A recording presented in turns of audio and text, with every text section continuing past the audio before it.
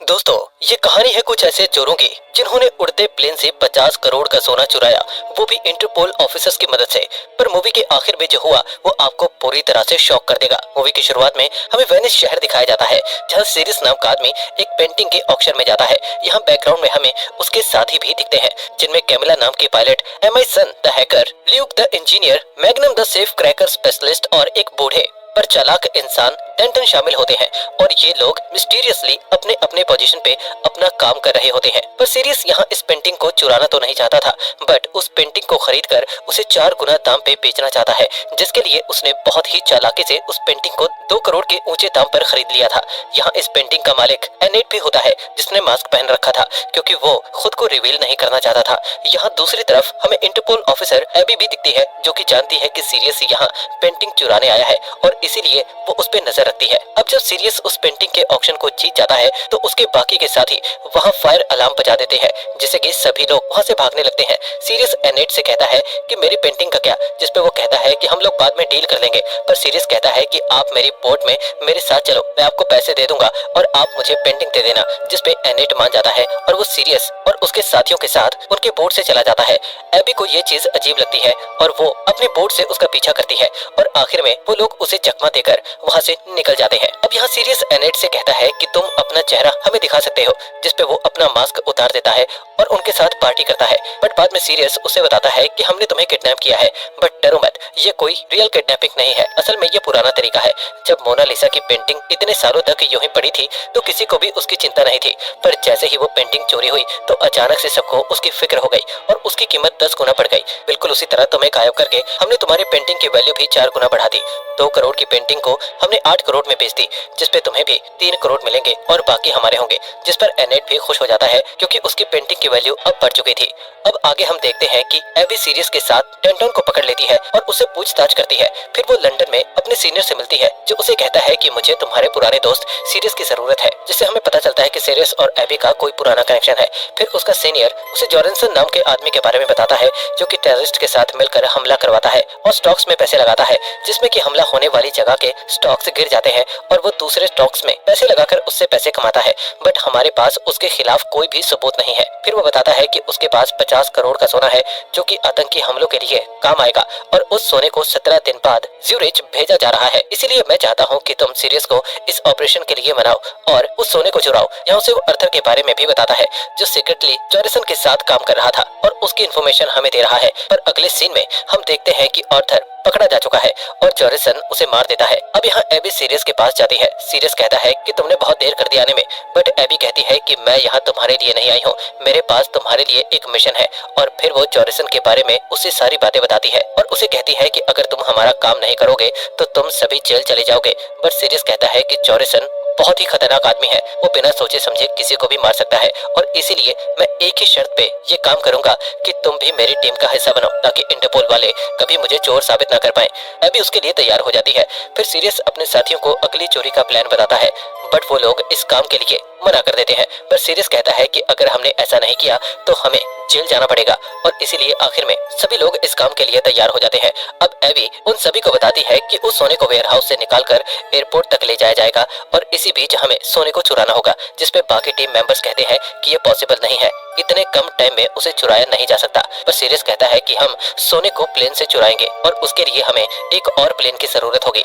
M आई सन अपने tab से एक ऐसा प्लेन ढूंढ लेती है जो उनके मिशन में काम आने वाला था। एबी और सीरियस उस प्लेन को देखने के लिए जाते हैं, लेकिन जो उस प्लेन का ऑनर था वो उसे देने के लिए मना कर देता है। बट एबी उसे जेल की धमकी देकर उससे प्लेन को ले लेती है और अब वो सभी लोग मिलकर प्लेन को रीडिजाइन करते हैं ताकि ये प्लेन किसी भी रडार में ना आए और ना ही एयर ट्रैफिक कंट्रोल में इसका पता चले। दूसरी तरफ एम आई सन एक ऐसा डिवाइस बना रही होती है जिससे कि हवा में दोनों प्लेन्स के जीपीएस आपस में मर्ज हो जाएं। फिर मैग्नस सबको बताता है कि मेरे लेजर जमीन पे तो ठीक से काम करते हैं, बट हवा में अगर ये लेजर थोड़ा सा भी हिल गया तो मैं लॉकर को नहीं तोड़ पाऊंगा, जिसपे सीरियस कहता है कि मैं एक स्टेबलाइजर का इंतजाम करता हूँ। यहाँ एम आई सन एक और बात बताती है कि जब हम दोनों प्लेन्स की जीपीएस को मर्ज कर रहे होंगे तो उस दौरान एयर ट्रैफिक कंट्रोल को कुछ देर के लिए 2 प्लेन्स नजर आएंगे, इसीलिए हमें एक ऐसे आदमी की जरूरत है जो एयर ट्रैफिक कंट्रोल में बैठकर हमारा काम कर सके। एबी कहती है कि मैं एक इंसान को जानती हूँ और फिर वो सीरियस के साथ हैरी से मिलती है। हैरी कहता है कि मैं ये काम नहीं कर सकता क्योंकि अगर हम पकड़े गए तो मेरी नौकरी चली जाएगी। बट सीरियस कहता है कि मैं तुम्हें $10 लाख दूंगा, जिस पे हैरी मान जाता है। अब आगे हम देखते हैं कि एबी का सीनियर उनसे मिलने आता है और कहता है कि जॉर्डसन ने उसके आदमी को मार दिया है और इसीलिए तुम दोनों को ये काम जल्दी करना होगा। वापस अपने अड्डे पर आने के बाद सीरियस अपनी टीम के मेंबर से कहता है कि इस काम में बहुत खतरा है, इसीलिए मैं ये काम अकेले ही करूंगा क्योंकि मैं तुम लोगों की जान खतरे में नहीं डाल सकता। बट उसके टीम मेंबर्स कहते हैं कि हम ये काम कर लेंगे, हम पहले भी साथ थे, आगे भी रहेंगे। अब एमाजन उस डिवाइस को बना लेती है, लेकिन ये एक बॉम्ब की तरह लग रहा था और इसीलिए ये लोग डिसाइड करते हैं कि हम इसके पार्ट्स को आपस में बांट लेंगे और फिर प्लेन में इसे जोड़ देंगे, जिससे किसी को शक भी नहीं होगा।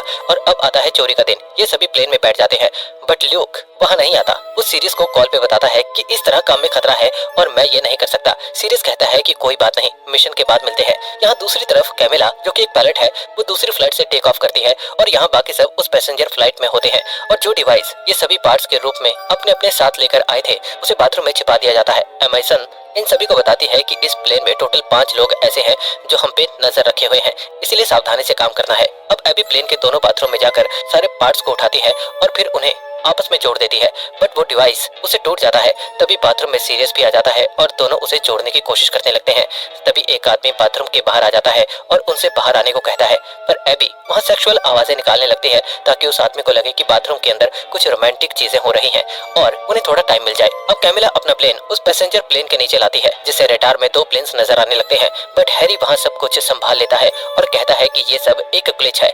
इतनी देर में दोनों प्लेन्स का कनेक्शन एस्टेब्लिश हो जाता है और रडार में फिर से एक ही प्लेन नजर आता है और फिर कैमिला अपने प्लेन से ज्यूरिच की तरफ निकल जाती है और ट्रैफिक को लगता है कि पैसेंजर प्लेन ज्यूरिच जा रहा है, बट असल में पैसेंजर प्लेन के पायलट को हैरी बताता है कि ज्यूरिच में मौसम खराब है, इसीलिए आपको एक दूसरे एयरपोर्ट पर लैंड करना होगा, जो वैसे तो बहुत अच्छा रास्ता नहीं है, बट आप जैसे अनुभवी पायलट तो ये काम आराम से कर लेंगे। इसीलिए पायलट अपने प्लेन को दूसरी तरफ मोड़ देता है। अब वो जो 5 लोग इन पे नजर रखे हुए थे वो असल में जॉरिसन के आदमी थे और वो एयर होस्टेस को बंदूक दिखाकर कहते हैं कि पायलट से कहो कि वापस ज्यूरिक की ओर प्लेन को मोड़ दे, पर तभी सीरियस उन पे हमला कर देता है। दूसरी तरफ मैग्नस उस तिजोरी के पास पहुंचता है और अपने लेजर से उस तिजोरी को तोड़ देता है। इतने में वो आदमी उसे भी पकड़ लेते हैं। ये प्लेन अब एक बर्फीले इलाके में क्रैश लैंड करता है और उसके पीछे कैमिला भी अपना प्लेन लैंड करती है और अब इन सभी को जॉरिसन के आदमी पकड़ लेते हैं। फिर वो लोग कैमिला से कहते हैं कि वो अपने प्लेन में इस सोने को ले जाएंगे, बट वो कहती है कि मेरा प्लेन इतना वजन नहीं सह पाएगा और वो लोग उसकी बात नहीं मानते और सोने को प्लेन में डालकर टेक ऑफ शुरू करवाते हैं। यहाँ इंटरपोल को भी पता चल जाता है कि एबी और बाकी सब खतरे में हैं, इसलिए वो लोग उसके प्लेन को ढूंढना शुरू करते हैं और कैमिला प्लेन को बार बार ऊपर नीचे करती है ताकि प्लेन के ऊपर की परत टूट जाए और इंटरपोल को उनकी लोकेशन मिल जाए। और वो जॉरिसन के आदमियों को बहाना करती है कि सोने के वजन के कारण प्लेन के साथ ऐसा हो रहा है। अब इंटरपोल को प्लेन मिल जाता है और वो एयरफोर्स से कहते हैं कि इस प्लेन को डिस्ट्रॉय कर दिया जाए क्योंकि इसमें आतंकवादी हैं। एयरफोर्स तुरंत उस प्लेन के पास पहुंचती है और उस प्लेन पे अटैक करने वाली होती है कि एबी और सीरियस किसी तरह उन लोगों से लड़कर प्लेन से ही उन्हें मैसेज देते हैं कि इसके अंदर सिविलियंस भी हैं और हमें बंदी बनाया गया है, जिसे देखकर एयरफोर्स हमला रोक देती है और वापस मुड़ जाती है। दूसरी तरफ जॉरिसन एक औरत से बात कर रहा होता है कि अगर सोना वहाँ नहीं आया तो मैं तुम्हारी प्रॉपर्टी जब्त कर लूंगी, पर वो कहता है कि फिक्र मत करिए, सोना आ रहा है। यहाँ प्लेन में एबी और सीरियस उन आदमियों को प्लेन से बाहर फेंक देते हैं और फिर वो दोनों प्लेन उड़ाते हैं क्योंकि कैमिला घायल हो चुकी थी और किसी तरह प्लेन को जॉरिसन के मकान में क्रैश लैंड करवाती है। यहाँ जॉरिसन के आदमी उन्हें पकड़ लेते हैं और जॉरिसन को पता चल जाता है कि इनमें से एक इंटरपोल से है। जब वो औरत को इंटरपोल वाली बात पता चलती है तो वो उसके साथ डील करने से मना कर देती है और जॉरिसन गुस्सा होकर उसे गोली मार देता है। अब वो उनसे पूछता है कि बताओ तुम में से इंटरपोल ऑफिसर कौन है, जिसमें सीरियस आगे बढ़कर खुद को इंटरपोल ऑफिसर बताता है ताकि एबी बच जाए। अब जॉरिसन उसे मारने ही वाला होता है कि तभी वहाँ पुलिस आ जाती है और एमाजन प्लेन में लगे कैमरा की रिकॉर्डिंग